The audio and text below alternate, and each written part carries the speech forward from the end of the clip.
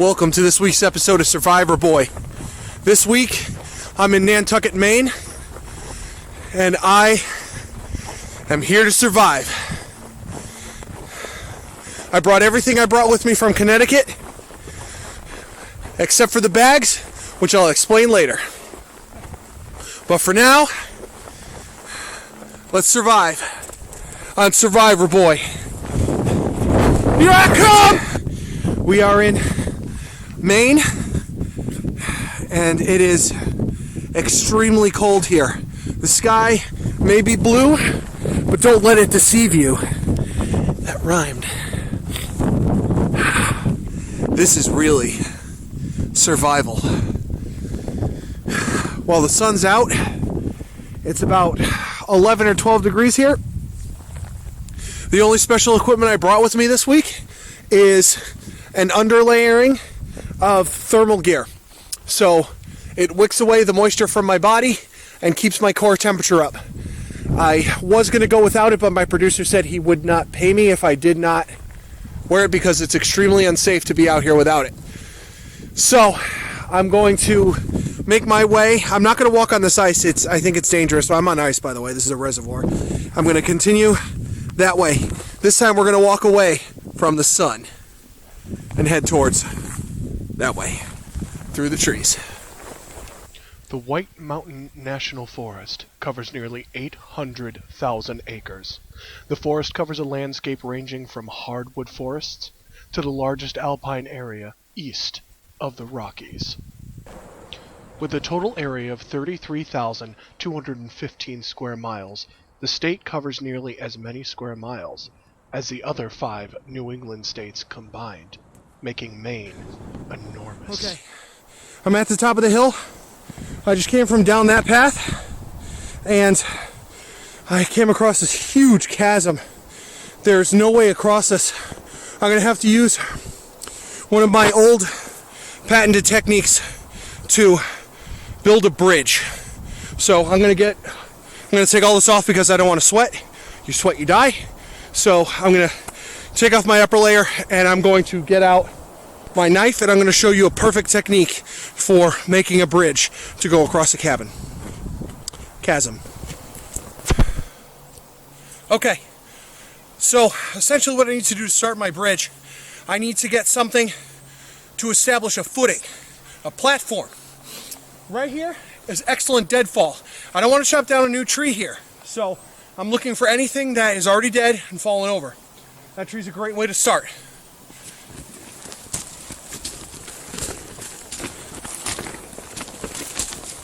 The snow is so deep in Alaska. It's not like here in Maine. Here in Maine, the snow is even deeper. That didn't make any sense. Okay. Oh, Father, tree fathers, fallen, oh yay, bless me with these swings. Oh yay, Michaela cat, oh yay, Michaela cat, oh yay, Michaela cat, oh yay, Michaela cat. This hurt. Started to make some progress. The trick to cutting down trees, down slash, up slash, down slash, up slash. You're creating a wedge in the tree to chop it down.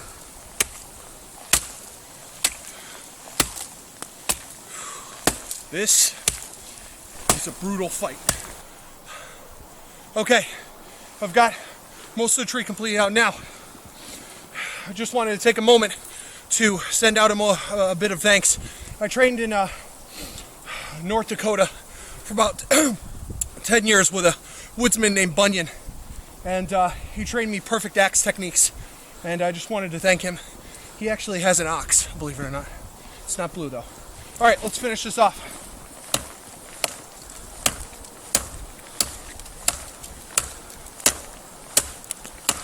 Almost there.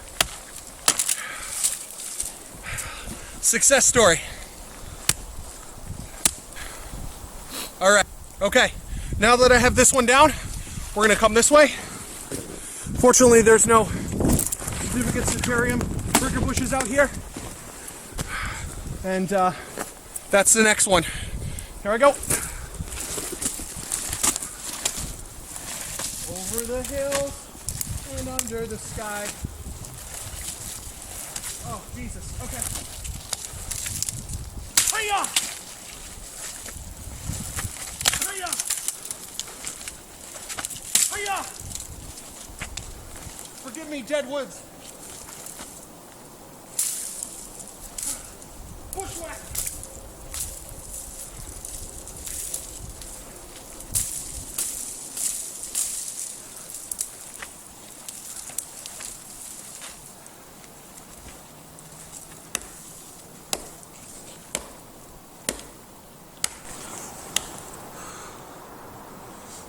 Alright folks, so here's what I've done. I've got about 10 more of these up the hill over there. I don't want to put you through the humdrum of watching me carve all this, so I'm just going to show you how to do it once. Now I've taken off my epidermal layers and my coats and stuff because I don't want to get too hot out here, because while it is about 10-11 degrees, I could sweat, and I don't want to be doing that. So I'm going to now make the railings and the parts that go on either side of the bridge, and I already have the platforms made. So here's what I'm going to do. What you want to do is you want to take your hatchet and you want to put it in a firm grip. You don't want to be back here on it because it'll swing all over the place. Now you want to move up on it and you want to go down in a straight down. Here we go. And what I'm doing is I'm drawing a vertical line, and I'm going to cut these in half so I have two, if you envision with me, I'm going to have two flat bottom rounded tops.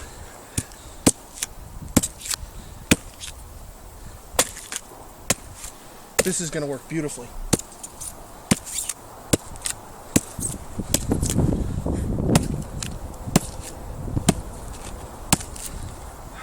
This is just the highest quality wood I've ever had to work with.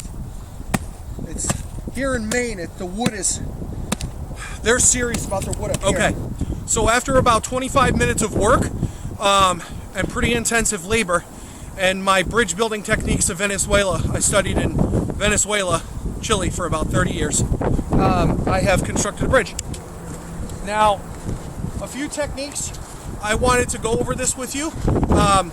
I took snow and ice and I laid it over the platform, and I walked across it several times in order to actually build up a layer of ice as a reinforcement. So I'm gonna head up the hills that way, and I'm gonna check out and see what's up there. Join me. Oh yeah, in the Taylor Jack, I built a bridge attack. Oh yeah, in the Taylor Jack, this is how we survive. Here we go. Gotta hook it. Up the hill. The woods of Maine are a steep climb. In all its bountiful beauty, a wilderness, an elk, moose, deer,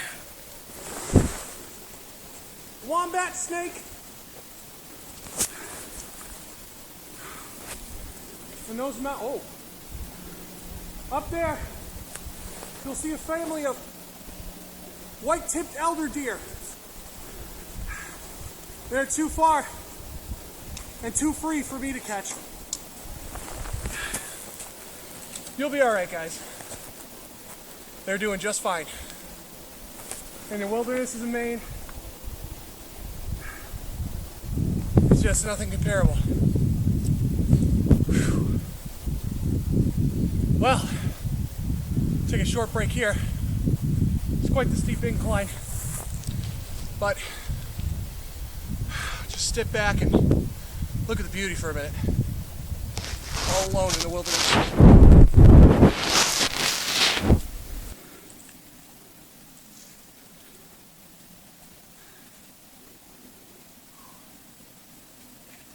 This sure is rough going. This mountain. This is a mountain. It's deep. I got a break. I got a break.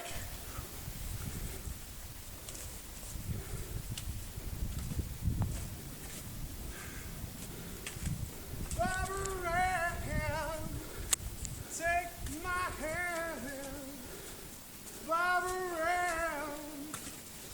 got me rocking and a roll, rocking and a reason about to ran, ran.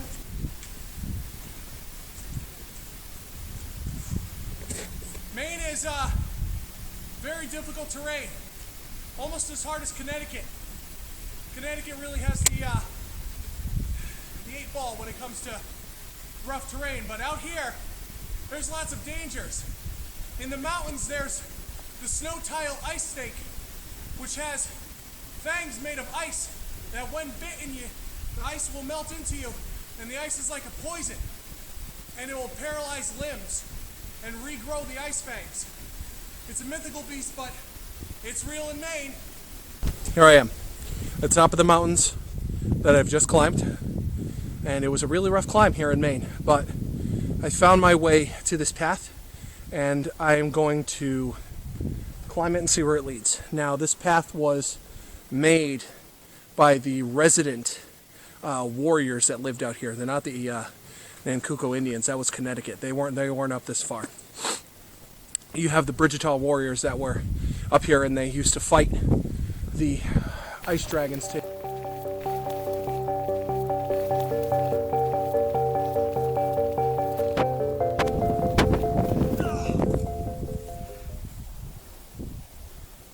Oh my God, folks! This is a Bridgetaw war tower. Oh my God. It's beautiful. It's absolutely gorgeous. This thing must be centuries old. Unbelievable. I'm gonna find a way inside of it. You see, the Bridgetaw were up here in the hills of Maine because they would station, they would be able to see the low-flying dragons that were surrounding the area in order to alarm them. Now, let's get inside.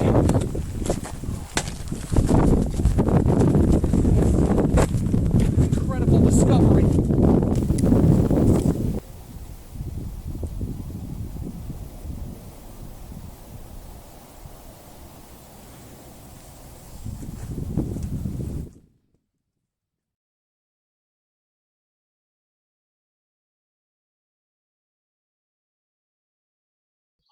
Sky burial is a funerary practice in the Bridgetaw provinces of Maine, and wherein a human corpse is incised in certain locations and placed on a mountaintop, exposing it to the elements and animals, especially predatory birds. The locations of preparation and sky burial are understood in the Vajrayana traditions as charnel grounds. The majority and many adhere to the Vajrayana Buddhism, which teaches the transmigration of spirits. There is no need to preserve the body, as it is now an empty vessel. Birds may eat it, or nature may cause it to decompose. Scientists have come from all over the world to study Maine. Some have even been brave enough to live in Maine for parts of the year. Few people stay longer than 6 months. The sun rises and sets only once a year out here. This means there are 6 months of daylight, and then 6 months of darkness. During the winter, there is no sun, and it takes a lot more than a fire and wool socks to keep you warm. It's no wonder nobody lives in these extremes.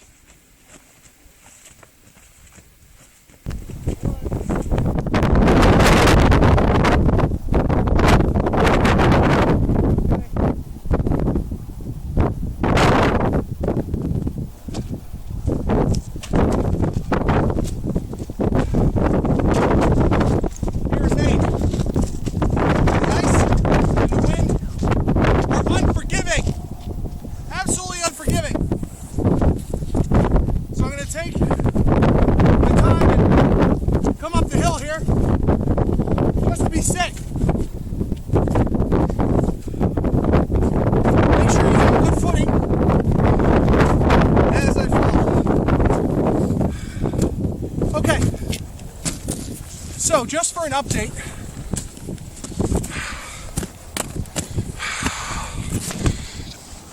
okay, there we go. We came from down the hill, we came up around to the left. As you can see in the distance, over that way, not this hill, but the next hill, that's where the tower was. We came up and around, just back on the tripod. We came from around, meaning me and you. We did it together. So, we're here on top of this glorious mountainside in Maine. There is, over in the distance, you'll see Sleeping Viking Mountain. That is another settlement of the warriors of Maine. It's absolutely beautiful here, but it's got to be at least -6 or -7 degrees up on top of the hillside with the wind chill. So I'm going to go down the hill. There's a rock face. I'm going to prop up against that, and I'm going to have something to eat and drink. I'm going to prop up against this rock. Don't want to get trapped here, so here we go. Okay. And I will prop up against this rock for the night and try and stay warm and out of the wind. It's pretty warm right here. This is a valley. Not a lot of wind. It's about 5-10 degrees cooler here than it is, warmer. 5-10 degrees warmer. I'm going to prop up against this wall, and I'll see you next time on SurvivorBoy. Good night. Next time on SurvivorBoy. I ate all of it, and I'm leaving this one little shrub right here so it could regrow the population.